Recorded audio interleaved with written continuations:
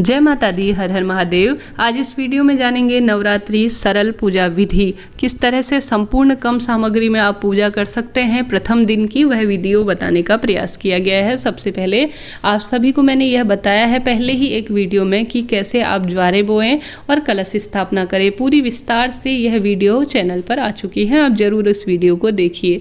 ऐसे में आप सभी को एक कोई पाटा ले लेना है, कोई चौकी स्थापित कर देनी है जिसके ऊपर लाल या पीले रंग का कपड़ा बिछा लेना है। इस तरह से चावल का आसन देते हुए माता रानी के स्वरूप, प्रतिमा, फोटो इत्यादि को विराजमान कर लेना है। माता रानी के दाहिने साइड आप कलश स्थापना कर सकते हैं और साथ ही उसके नीचे आप सभी इस तरह से ज्वारे बो सकते हैं। कहने का अर्थ है ज्वारे बो लीजिए, उसके ऊपर ही कलश की स्थापना कर लीजिए, घट स्थापना कर लीजिए। नहीं तो ज्वारे अलग से बो सकते हैं और घट स्थापना कहने का अर्थ है कि ज्वारे अलग से बो सकते हैं और साथ ही कलश स्थापना अलग से कर सकते हैं। दोनों सही विधि है, कोई दिक्कत की बात नहीं है। आप चाहें तो उसके ऊपर इसे रख सकते हैं, नहीं तो कलश को अलग से रख सकते हैं। इस तरह से जो है यह प्रथम जो है शुरुआत हो चुकी है। इसके बाद हम दीपक लगा लेंगे। सबसे पहले किसी भी पूजा पाठ उपाय में दीपक लगाया जाता है, तो दीपक लगा लिया है और साथ ही धूप भी हमने माहौल को बहुत अच्छा भक्तिमय बनाने के लिए, सुगंधित बनाने के लिए प्रज्वलित कर ली है। चावल का आसन दे दिया है, गणेश जी महाराज को भी स्थापित कर लिया है चावल का आसन देते हुए। अब जल के छींटे, जैसे आप स्क्रीन पर देख पा रहे हैं, सभी देवी देवताओं पर और स्वयं पर जो है जल के छींटे दे दिए हैं, जिससे कि शुद्धि हो जाती है और स्नान का भी भाव आ जाता है।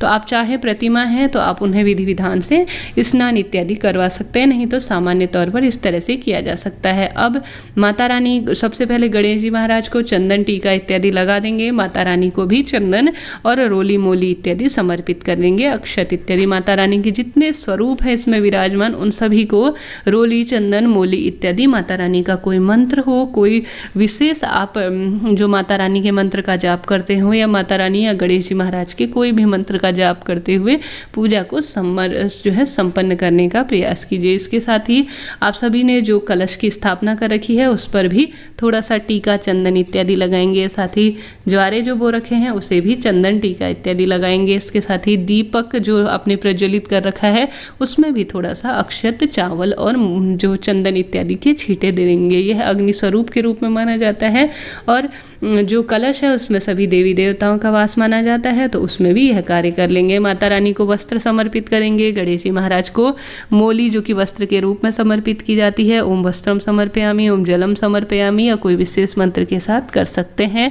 श्री गणेश जी महाराज को पुष्प समर्पित करना है और साथ ही भगवान गणेश जी महाराज के साथ साथ माता रानी को और साथ ही जो कलश है, कलश स्थापना कर रखी है, उसमें भी आप सभी को पुष्प समर्पित करने हैं और साथ ही जो आप सभी ने जो ज्वारे बो रखे हैं उनमें भी आप सभी को पुष्प इत्यादि समर्पित करने हैं। दुर्वा गणेश जी महाराज को समर्पित करनी है और साथ ही कोई ना कोई विशेष मंत्र का या कोई भजन सुनते हुए, गाते हुए माता रानी की विशेष पूजा आराधना करने का प्रयास करें। इस तरह से यह सरल पूजा विधि है, नवरात्रि में पूर्ण विधि मानी जाती है और बहुत आसान तरीके से मैंने आप सभी को दिखाने समझाने का प्रयास किया है। अब माता रानी को हमने पुष्प समर्पित कर दिए हैं, पुष्प की माला।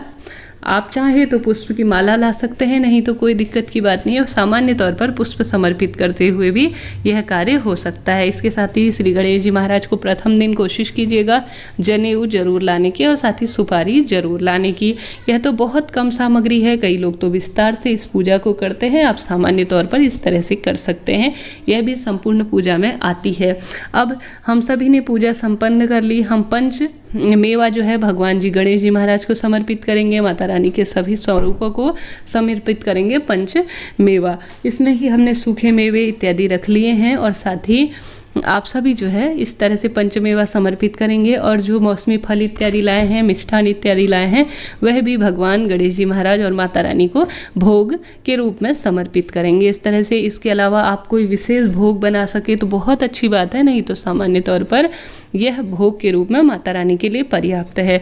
अब बारी आती है कोई ऐसे श्रृंगार की जो माता रानी को आप समर्पित करना चाहते हैं, तो वह माता रानी को आप बहुत ज़्यादा मात्रा में 16 श्रृंगार की भी सामग्री समर्पित कर सकते हैं, नहीं तो सामान्य तौर पर इस तरह से 5 चीज़ें लाकर भी माता रानी को समर्पित की जा सकती है। अब अंत में हवन की बारी आती है। इस तरह का कोई बड़ा सा सकोरा या कोई ऐसे हवन करने का जो कुंड होता है उसमें कर सकते हैं, परंतु सामान्य तौर पर घर पर इस सरल विधि से किया जा सकता है।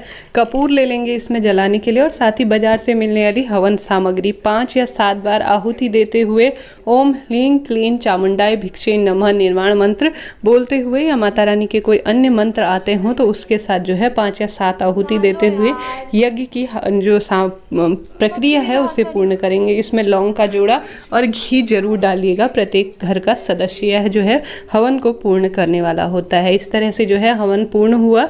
अब बारी आती है आरती की। अब अंत में आरती की बारी आती है। माता रानी का स्मरण, कुल देवी देवताओं का स्मरण करते हुए माता रानी गणेश जी महाराज का पूजन पूरे परिवार के साथ आरती इत्यादि कर लेंगे। जो आरती आपको आती हो उसका ध्यान करते हुए सभी देवी देवताओं की आरती कर लेंगे और भूल चूक के लिए सभी देवी देवताओं के लिए क्षमा प्रार्थी करेंगे। अब सबसे अंतिम में शीतलीकरण किया जाता है। जल से जो है आरती आपने जो की है उनके ऊपर 3 बार घुमाकर जल को नीचे छोड़ते हुए आरती शीतलीकरण इसे कहा जाता है, यह करना आवश्यक होता है। इस तरह से हमारी नवरात्रि के प्रथम दिन की पूजा संपन्न हुई। सरल तरीके से पूरी संपूर्ण विधि मैंने आप सभी को बताने समझाने का प्रयास किया है। वीडियो आपके लिए मददगार रहा हो तो जय माता दी जरूर लिखें। हर हर महादेव, राधे राधे।